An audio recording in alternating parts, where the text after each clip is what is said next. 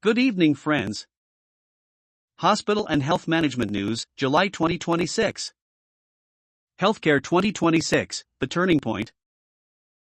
Right now, in July 2026, the healthcare management landscape is experiencing its most intense structural shift in a decade. From massive regulatory overhauls and multi-million-dollar infrastructure rollouts to an urgent, industry-wide cybersecurity crisis, hospital administration is no longer just about managing care, it is about managing survival. If you are a hospital executive, health tech developer, or medical professional, the rules of the game just changed.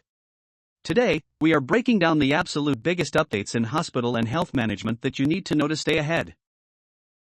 The overview. 3 core themes: 1. Policy and infrastructure, 2. AI and IT operations, 3. The security crisis. In this comprehensive update, we are diving deep into 3 critical arenas. The policy and expansion boom, major regulatory updates from the Health Ministry, including the landmark Jan Vishwas Act amendments and massive hospital network rollouts. The operations revolution, how cloud-first IT architecture, ambient computing, and the newly launched eSushruut Clinic software are decentralizing care delivery. The cyber frontline, a sobering look at the newly released mid-year security data showing why 92% of hospital networks are wide open to devastating supply chain and identity attacks. Grab a notepad, hit that subscribe button, and let's get right into our first major headline. Part 2, Policy and Mega Infrastructure Boom, Regulatory Relapse, the Jan Vishwas Act decriminalization. The shift from criminal penalties to administrative fines. We start with a massive policy victory for hospital administrators. The Union Ministry of Health and Family Welfare has officially enacted game-changing amendments to the Clinical Establishments Act under the Jan Vishwas Act, 2026. For years, hospital management faced the looming threat of criminal prosecution over minor administrative lapses or compliance oversight. This month, the government has officially replaced criminal penalties with rationalized administrative fines. What does this mean for your daily operations? Reduced compliance burden, the fear of Inspector Raj or sudden legal lockdowns over minor filing delays is gone. Focus on patient care. It establishes a trust-based regulatory framework, allowing your operations team to focus on clinical quality rather than bureaucratic defense mechanisms. Operational transparency, however, do not mistake this for a free pass.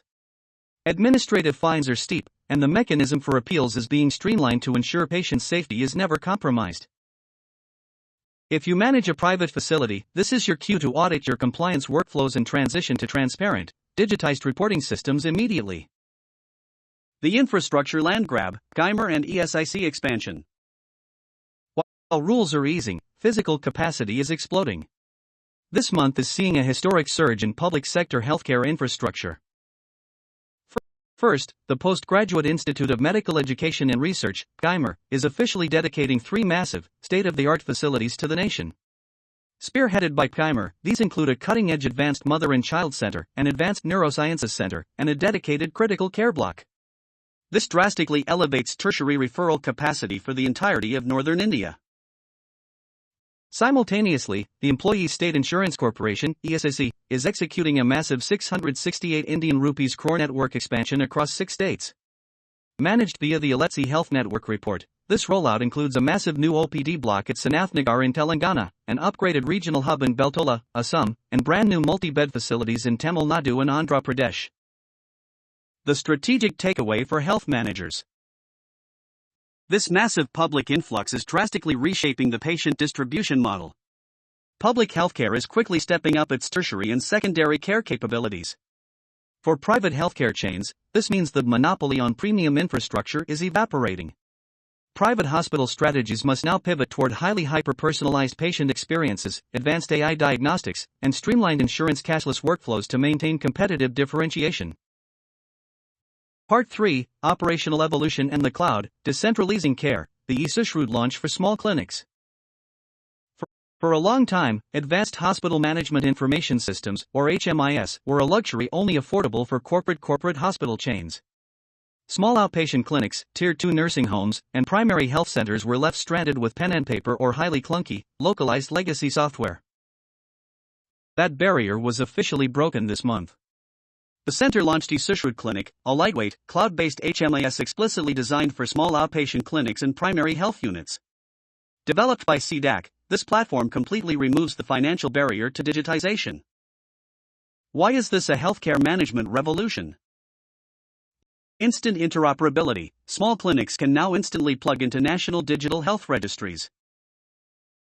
Affordable scalability. Being cloud-first means zero expensive server footprints or heavy IT maintenance teams for small providers. Referral fluidity. Patient data can now move seamlessly from a local village clinic directly to a mega hub like Geimer or AIIMS without losing diagnostic histories.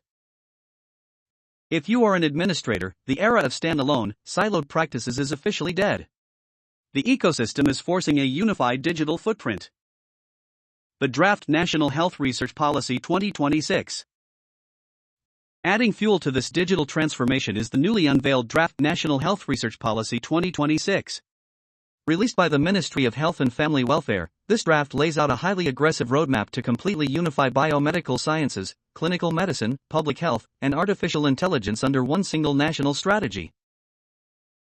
The central pillar of this policy is the creation of the National Health Research Agenda, NHRA.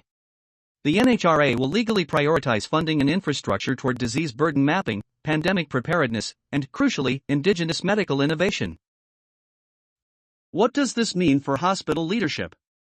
If your hospital is not actively cultivating a clinical research wing, or if you aren't participating in data-driven public health studies, you are going to miss out on substantial government grants, institutional prestige, and advanced technology transfers over the next 3 years.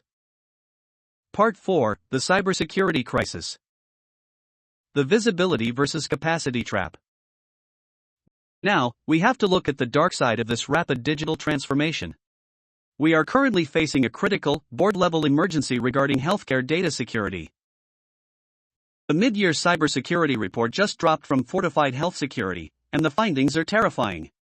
According to the Fortified Health Security data, hospitals and healthcare providers addressed only 6% of detected security risks in the first half of 2026.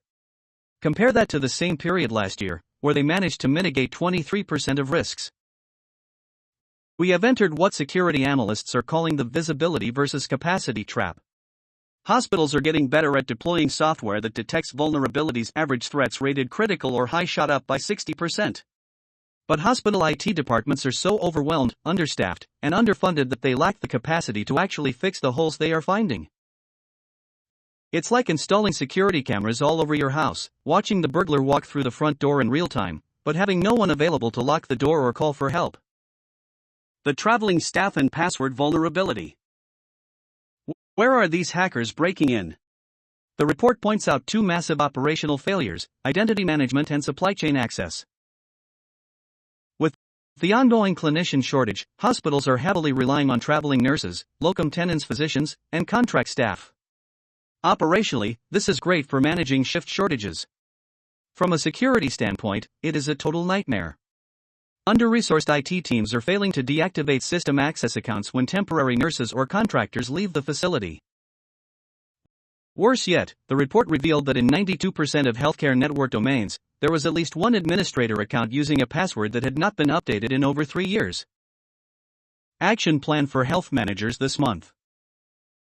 Enforce Zero Trust architecture, transition immediately to strict identity and access management protocols.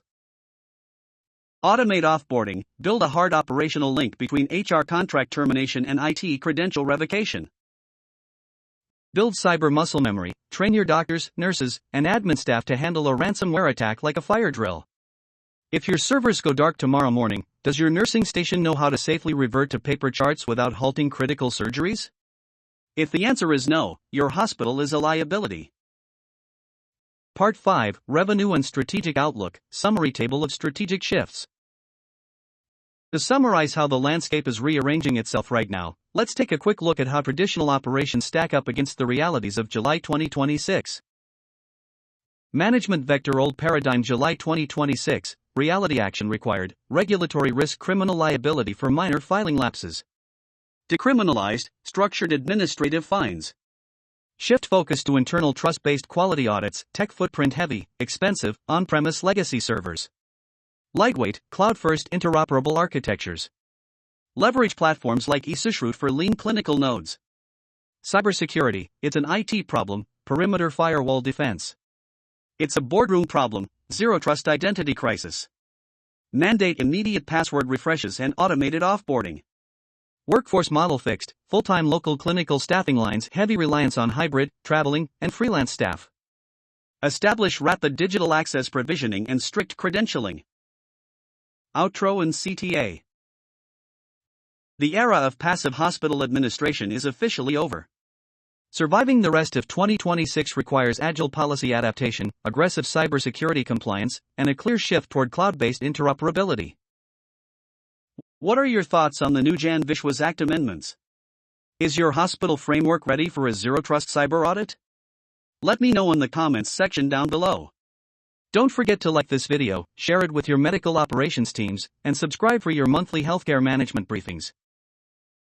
Stay informed, stay secure, and I will see you in the next update. Disclaimer: compiled information. This content is for educational purposes and is not a substitute for professional advice. The audience must verify the contents before use. The creator, publisher, and YouTube will not be responsible for any harm.